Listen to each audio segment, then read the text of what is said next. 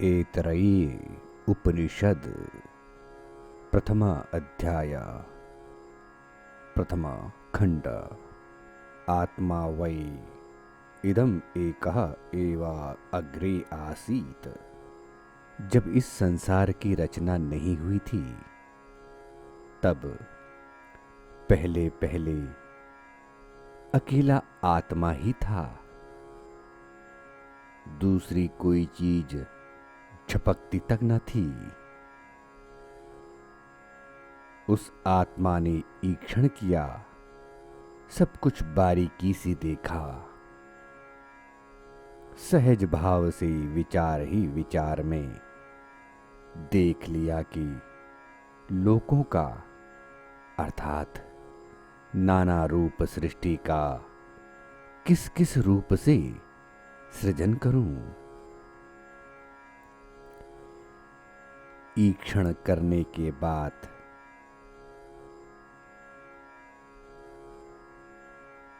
संसार की उत्पत्ति के स्वरूप को व्यवस्थित विचार करने के बाद उसने इन लोकों का सृजन कर दिया। उसने 4 लोकों को रचा। एक अंभस, दूसरा मरीचि, तीसरा मर और चौथा आपस। द्युलोक से परे और द्युलोक तक जो लोक हैं वह अंभस लोक हैं। द्युलोक का अर्थ है जहां ब्रह्मांड भी एक बिंदु के समान दिखाई देते हैं, जिसे हम आकाश गंगा कहते हैं, जिसे हम गैलेक्सी कहते हैं। उस गैलेक्सी के भीतर अंतरिक्ष में जो सूर्य, चंद्र, नक्षत्र आदि प्रकाश वाले लोक हैं वे मरीचि लोक हैं। यह पृथ्वी जिसमें प्राणी उत्पन्न होते हैं और मरते हैं, यह मर्त्यलोक मरलोक है। और इस पृथ्वी के तल से भी नीचे विशाल समुद्र वह आपस लोक है। उस आत्मा ने फिर ईक्षण किया, यह सोचा कि ये तो लोक रचे गए, अब इन लोकों की रक्षा कैसे होगी। इसलिए लोकपालों की रचना भी कर डालूं। उस आत्मा ने जल में से पुरुष को निकाला।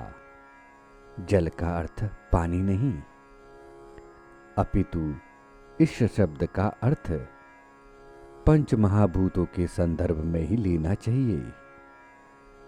5 महाभूतों के सूक्ष्म रूप को, जिसके कारण रचना संभव हो सकी।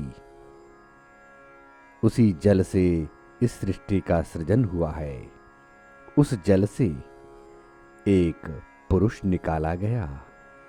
इस पुरुष का अभिप्राय है विराट पुरुष, और जिसे हिरण्यगर्भ कहते हैं। जल से हिरण्यगर्भ को, उस विराट पुरुष को रचने के बाद उसे मूर्छित किया गया। वैसे ही जैसे कच्चे लोहे को तपाकर उसे पानी में मूर्छित किया जाता है, टेम्पर्ड किया जाता है, जिससे वह और दृढ़ हो जाए, पक्का हो जाए।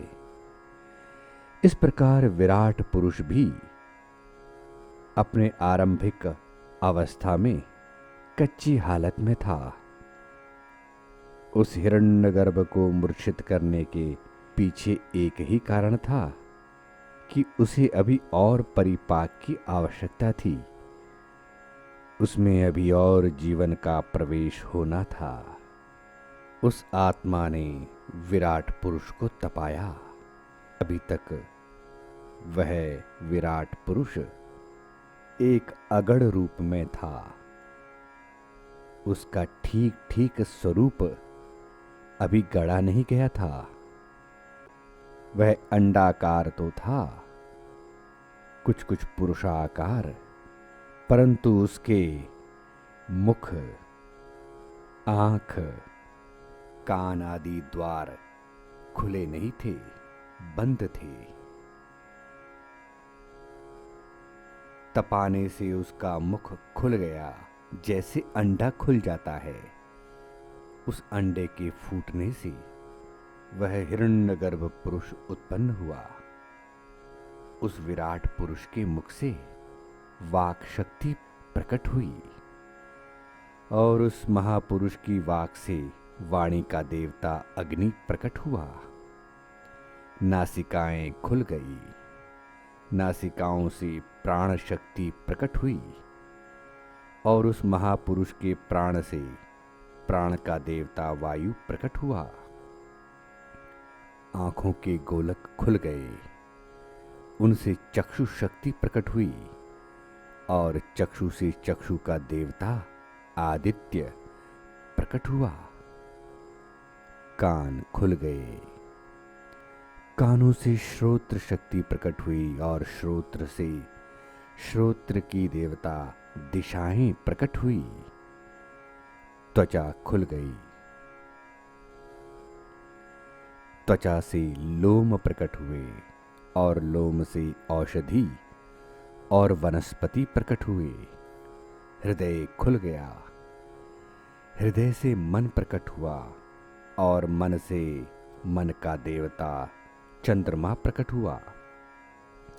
नाभि खुल गई, नाभि से अपान प्रकट हुआ, अपान से अपान का देवता मृत्यु प्रकट हुआ। शिशिन खुल गया, लिंग को शिशिन कहते हैं। उससे उत्पादन शक्ति प्रकट हुई और उत्पादन शक्ति से उसका देवता जल प्रकट हुआ। जल उत्पादन शक्ति का आधार है। इस प्रकार 4 लोकों को बनाकर अग्नि, वायु, आदित्य, दिशाएं, वनस्पति, चंद्रमा, मृत्यु और जल, इन 8 लोकपालों को अर्थात ब्रह्मांड के आधारभूत 8 तत्वों को विराट पुरुष से रचा गया।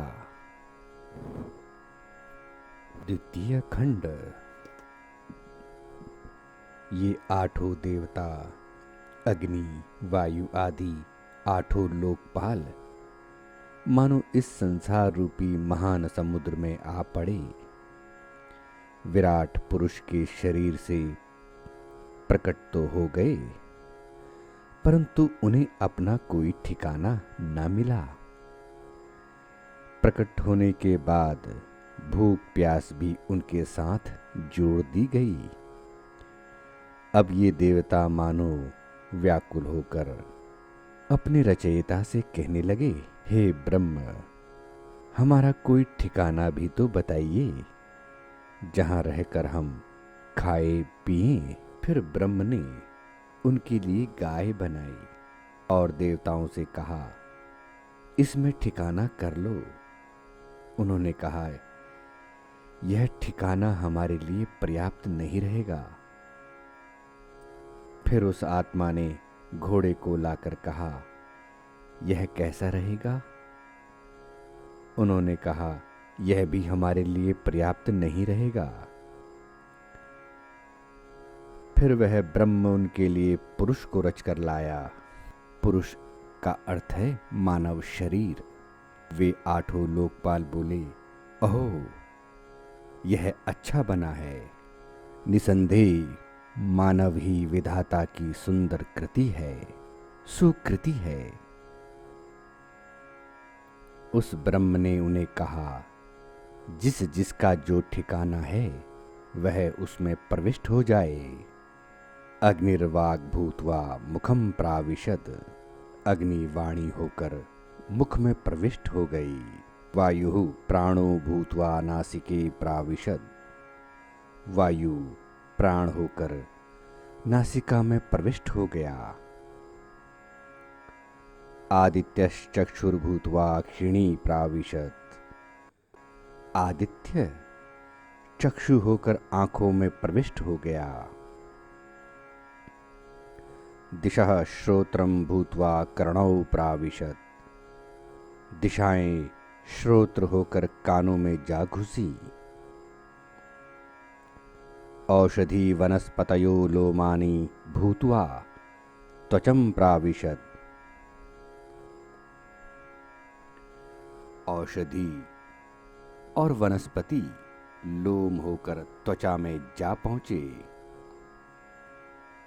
चंद्रमा मनो भूत्वा हृदयं प्राविशत्।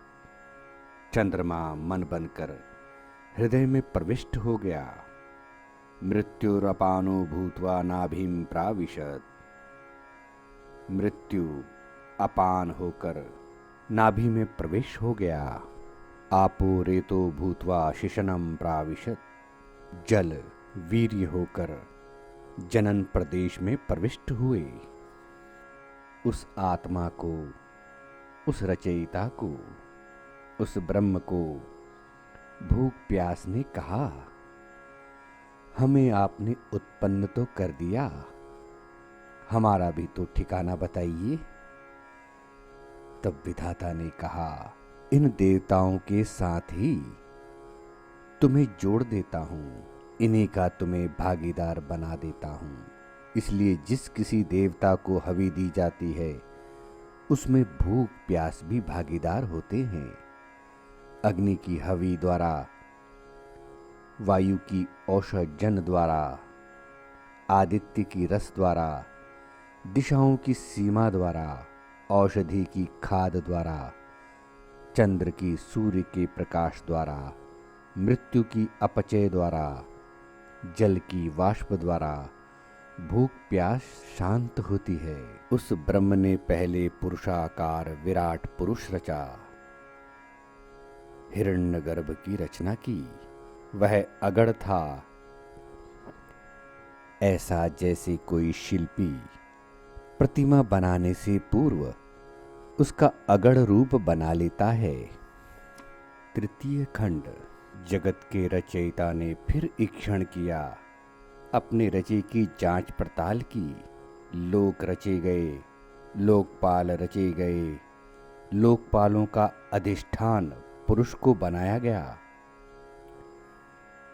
उस हिरण्यगर्भ पुरुष में अग्नि वायु आदि सब देवता प्रतिष्ठित हो गए।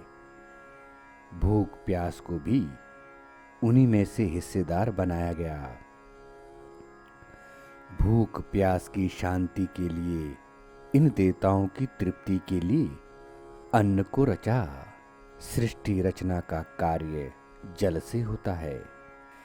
पहले भी उस जल सागर में से पुरुष को निकाला था।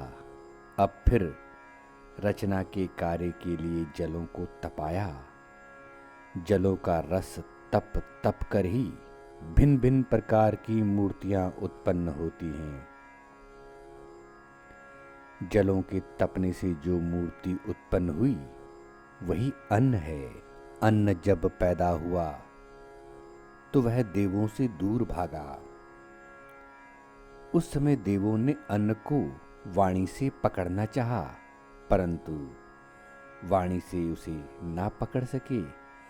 यदि वे अन्न को वाणी से पकड़ पाते तो वाणी द्वारा अन्न कह देने मात्र से ही भूख प्यास शांत हो जाया करती। तब उन्होंने अन्न को प्राण से पकड़ना चाहा, परंतु वे उसे प्राण से भी ना पकड़ सके। अगर प्राण से पकड़ पाते तो अन्न को सूंघने से ही क्षुधा निवृत्ति हो जाया करती। फिर उन्होंने अन्न को आंख से ग्रहण करना चाहा, परंतु आंख से भी वे उसे ग्रहण ना कर सके। अगर आंख से ग्रहण कर सकते तो अन्न को देखने से ही तृप्ति हो जाती। उन्होंने अन्न को श्रोत्र से ग्रहण करना चाहा, परंतु श्रोत्र से भी वे उसे ग्रहण ना कर सके। अगर श्रोत्र से ग्रहण कर सकते तो अन्न शब्द को सुनकर ही मनुष्य तृप्त हो जाता। उन्होंने अन्न को त्वचा से ग्रहण करना चाहा, परंतु त्वचा से भी वे उसे ग्रहण ना कर सके। अगर त्वचा से ग्रहण कर सकते, अन्न को छू कर ही तृप्ति हो जाती। उन्होंने अन्न को मन से ग्रहण करना चाहा, परंतु मन से भी वे उसे ग्रहण ना कर सके। अगर मन से ग्रहण कर सकते तो अन्न का ध्यान करके ही भूख प्यास शांत हो जाती। उन्होंने अन्न को जननेंद्रिय से ग्रहण करना चाहा, परंतु उससे भी वे उसे ग्रहण ना कर सके। अगर उससे ग्रहण कर सकते तो अन्न का त्याग कर ही तृप्ति हो जाती। तब देवों ने अन्न को अपान से पकड़ना चाहा। उस अपान ने उसे पकड़ लिया। अपान वायु नाभि के निचले प्रदेश में रहती है। वह समावस्था में रहे तभी अन्न पकड़ा जाता है। पेट और आंतों में विचरने वाली प्राण शक्ति ही अपान है। उसके बिगड़ने पर ही अन्न का पाचन कार्य शिथिल हो जाता है। यह जो अपान वायु है, वह अन्न को ग्रहण करने वाली वायु है। यह वायु क्या है? मानो अन्न आयु है। वायु का अर्थ है वा आयु, जिसके रहने पर प्राणी जीवित रहेगा, ना रहने पर नहीं रहेगा। इसलिए उपनिषदकार कहते हैं कि यह आयु है, मानो अन्नायु है, अर्थात अन्न और आयु। अन्न पर ही आयु है, बिना अन्न के आयु नहीं है। उस सृष्टि रचयिता ने लोक रचे, लोकपाल रचे, पुरुष रचा, अन्न रचा। रचयिता का ईक्षण हो चुका। अब जीवात्मा की बारी आई। उसने ईक्षण किया, मेरे बिना पुरुष का यह भौतिक देह कैसे रहेगा। अब यह सोचने लगा, मैं इस शरीर में किस मार्ग से प्रवेश करूं।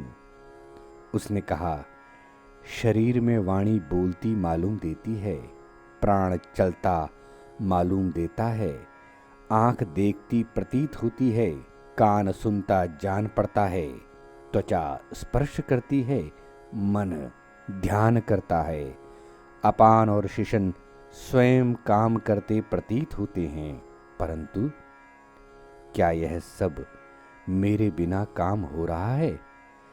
अगर नहीं तो मैं कौन हूं? मेरा स्थान कहां है? यह सोचकर जीवात्मा देह की जो सीमा है, जहां देह समाप्त हो जाता है, उस कपाल को दो भागों में विदीर्ण करके फाड़कर इसी द्वार से देह में प्रविष्ट हो गया। इसलिए इस द्वार को विदृति कहते हैं। विदृति का अर्थ है विदारण, फाड़ना। ये दोनों कपाल अलग अलग हैं, फटे हुए हैं। शरीर में जब जीवात्मा इस स्थान में रहता है, तब उसे परम आनंद प्राप्त होता है।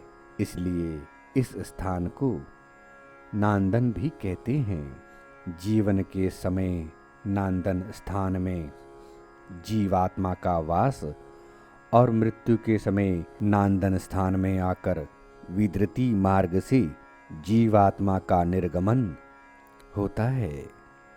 यही योगी का ध्येय है, साधक का लक्ष्य है। उपनिषदकार कहते हैं कि जब जीवात्मा शरीर में रहता है, तब 3 अवस्थाओं में रहता है, 3 स्थानों में रहता है। निम्न विचारों के जीव नीचे के स्थानों में, मध्य विचारों के जीव मध्य स्थानों में और उच्च विचारों के जीव उत्तम स्थान यानी नांदन स्थान में रहते हैं। उपदेश देते हुए ऋषि ने अंगुली से बताया कि यह उत्तम आवसत है, यह मध्यम आवसत है, यह निकृष्ट आवसत है। आवसत अर्थात स्थान है। जीवात्मा 3 स्थानों में रहता हुआ शरीर की 3 अवस्थाएं उत्पन्न कर देता है। ये अवस्थाएं हैं जागृत, स्वप्न और सुषुप्ति। परंतु यहाँ ऋषि ने इन 3 अवस्थाओं को सोई हुई अवस्था कहा है। शरीर की इन तीनों अवस्थाओं में रहता हुआ भी जीव जब तक ब्रह्म का साक्षात्कार नहीं कर लेता तब तक वह सोया हुआ ही है। जीवात्मा जब सोई हुई अवस्था को छोड़ता है और सब भूतों को देखता है तो सोचता है कि मैं दूसरी किससे बात करूं। सब जगह विराट पुरुष, हिरण्यगर्भ पुरुष, सब जगह ब्रह्म ही ब्रह्म तो विस्तार पा रहा है। उसे सब जगह ब्रह्म के ही दर्शन होने लगते हैं और वह कह उठता है, इदम अदर्शम, अर्थात मैंने यह देख लिया, अर्थात ब्रह्म यह सामने ही तो दिख रहा है, दूर कहाँ है। इदम अदर्शम का अर्थ है यह देख लिया। इसमें इदम के साथ अदर्शम द र जोड़ देने से इदम द र बन गया, इसलिए उसे इदंद्र कहते हैं। वास्तव में इदंद्र शब्द है, इसी के बीच का द हटाकर इंद्र बन जाता है। देवता लोग इदंद्र के स्थान में इंद्र शब्द का प्रयोग करते हैं क्योंकि वे परोक्ष प्रिया इव ही देवाः रहस्यमयी भाषा को पसंद करते हैं। जीवात्मा की जो 3 अवस्थाएं हैं, जागृत, स्वप्न और सुषुप्ति, जब तक परमात्मा का साक्षात्कार ना हो जाए जीवात्मा मानो सोया हुआ ही है। उसकी जागृत अवस्था भी एक तरह से सोई हुई अवस्था ही है।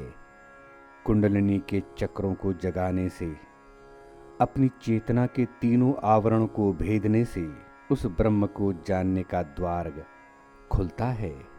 जब तक साधक उस परमात्मा के प्रति ये ना कह दे, मैंने यह देख लिया, तब तक उसकी यात्रा अधूरी है। उपनिषदों में ब्रह्म के साक्षात दर्शन का अनेक जगहों में वर्णन किया गया है। त्वामेव प्रत्यक्षम ब्रह्म वदिष्यामि, मैं तुझे प्रत्यक्ष ब्रह्म कहूँगा।